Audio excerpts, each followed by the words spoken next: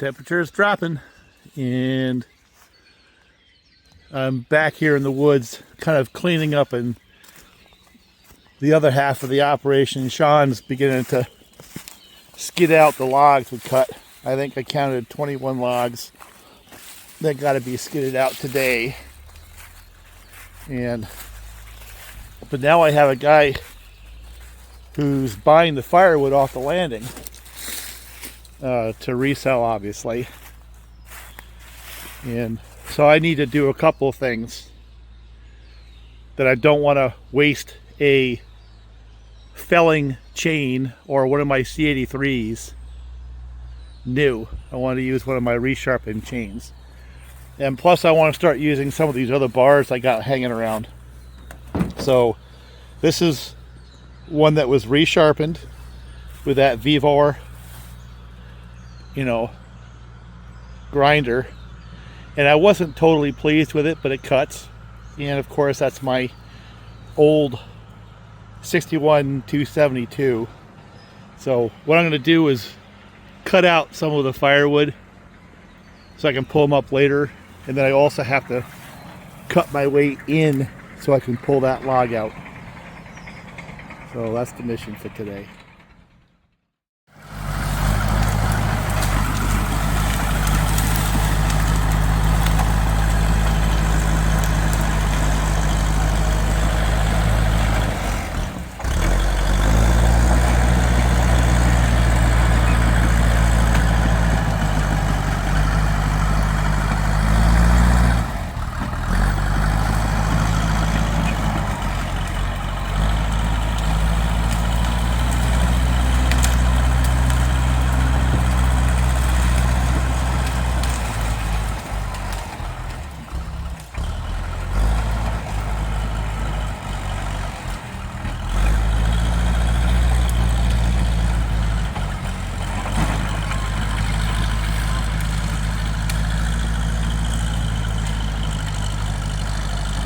Well, so much for cutting into it.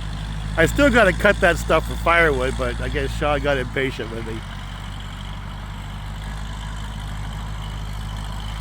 There's a couple of other trees in there. If you can get this out, I can go up in there and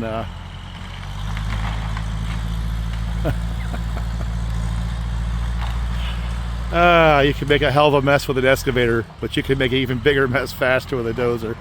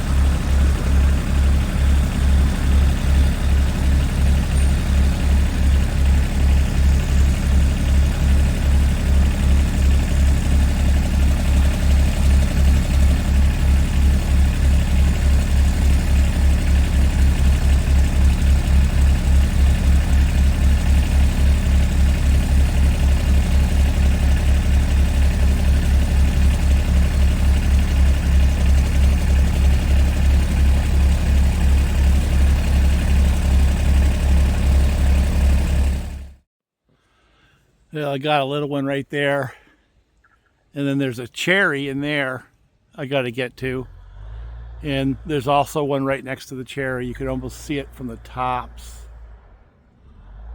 but I have to get through all this mess here first. And that's where that saw comes into play, because I don't want to waste a felling chain or a good chain.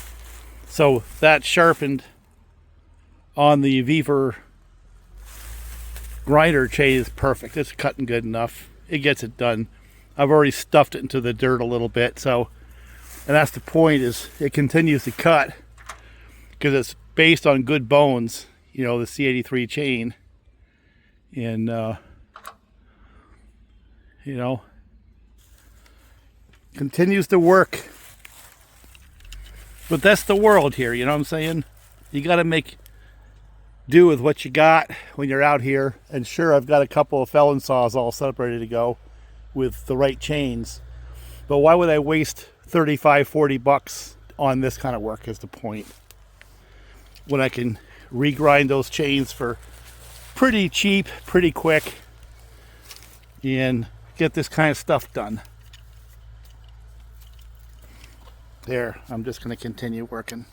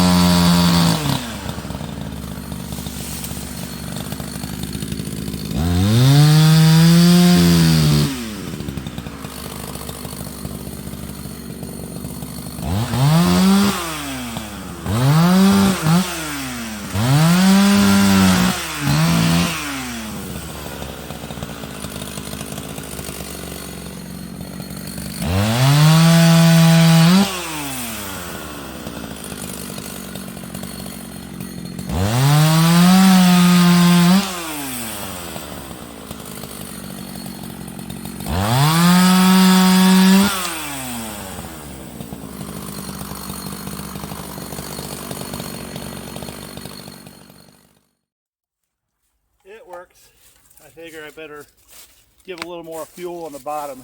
It's run a little bit lean down there. I think a carb adjustment's all it needs.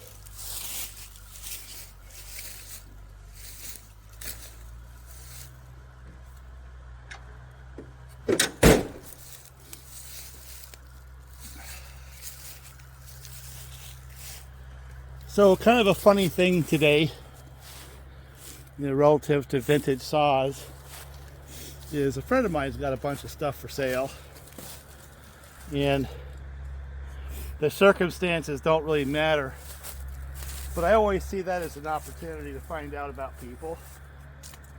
And had a nice young fellow come and take a look and basically turn the nose up at a part saw, and which, by the way, is to be expected, I guess. But what he didn't realize was I'm always kind of watching that kind of thing, whether it was my parts or somebody else's parts. If I find a person who's a true enthusiast, they basically get the keys to a rather extensive supply of parts. You know, I'm getting on like.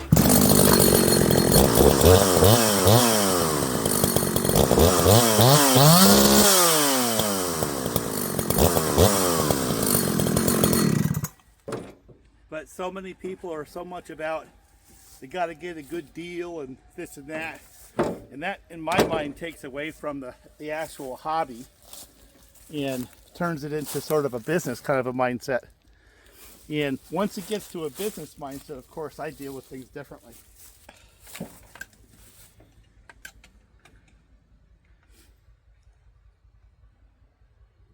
You know, when a guy deals with it as a business, then they have to pay and deal with it as a business.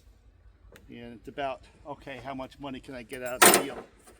But same individual, same situation, dealt with it and knew how to deal with a enthusiast in a hobby, even though it wasn't my stuff. They would have ended up with a couple of them, probably for nothing, next to nothing. But the very second I sniff the idea of buy, cheap, flip, and resell, well, then I'm no longer interested in dealing with it as a hobby or actually dealing with the individual, because, you know, the old saws are kind of a piece of history to me. And if there's a true interest, I'm going to do everything I can to support that. You know, believe me, I can sell the old saws for scrap for more than a lot of these people want when they want to take an old saw and turn around and try to flip it. And I'll just take the whole pile and bring them to the scrap yard. But in this case, like I said, it wasn't my stuff, it was somebody else's stuff. I just happened to be the intermediary at the time, and the young fella had no idea what he was dealing with, because all he had to do was, oh yeah, that's cool, and from a hobby perspective, and talk about it as a hobby, versus, oh, it has to have this, it has to have that, it's missing this, it's missing that. But I think that's just, you know, the generation we're in, and nothing wrong with that. It's just when it's business, all of a sudden it turns into business. If it's hobby, it's a different set of rules with me.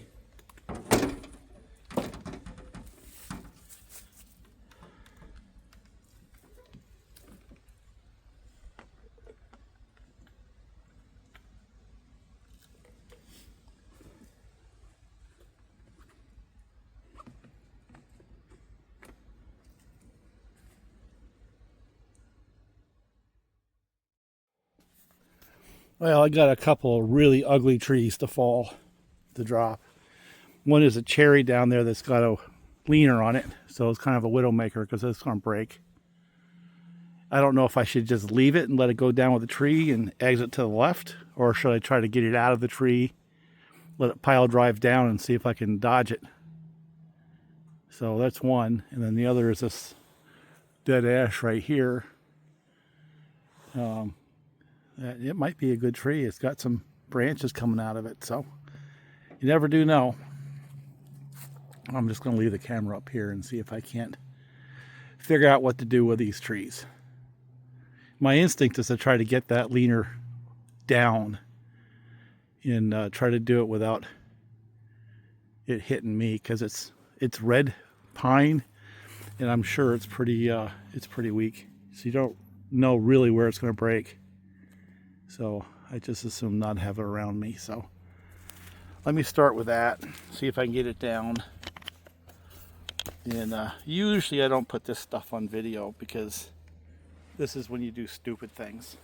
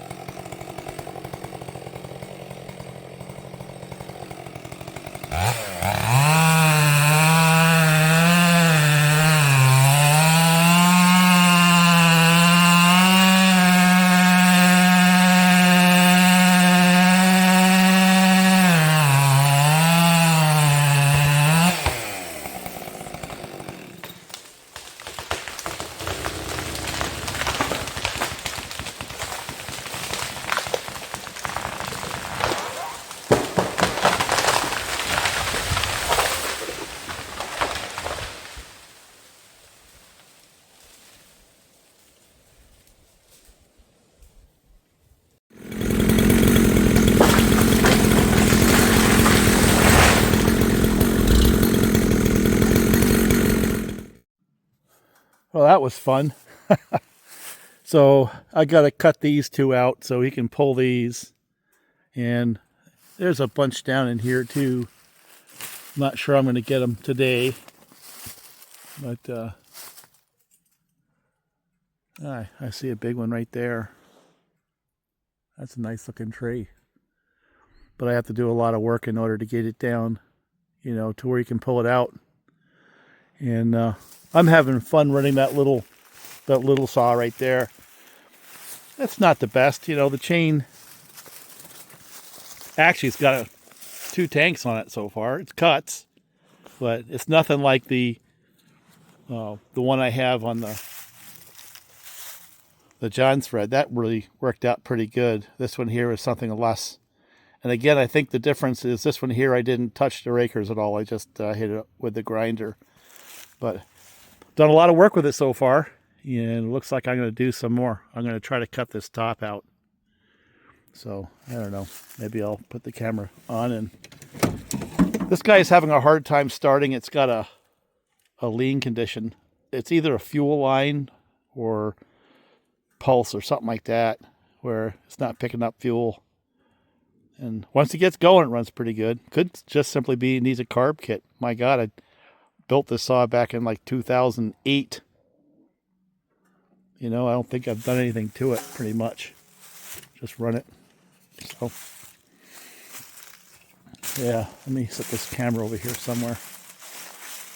And then, yeah, I got a bunch of trees in here to take down. Yeah. Well, isn't that the definition of win? It's when I got work to do, right? All right, let me work on it here.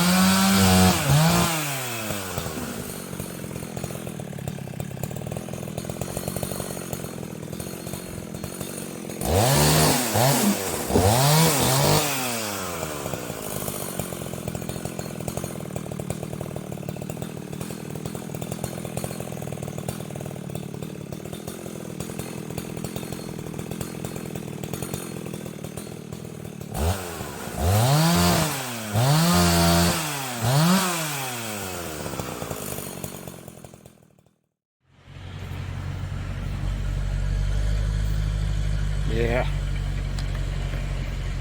that popped out. You know, that's staying pretty clean, even though that filter is pretty dirty. So, yeah, I guess we're gonna lose some logs here.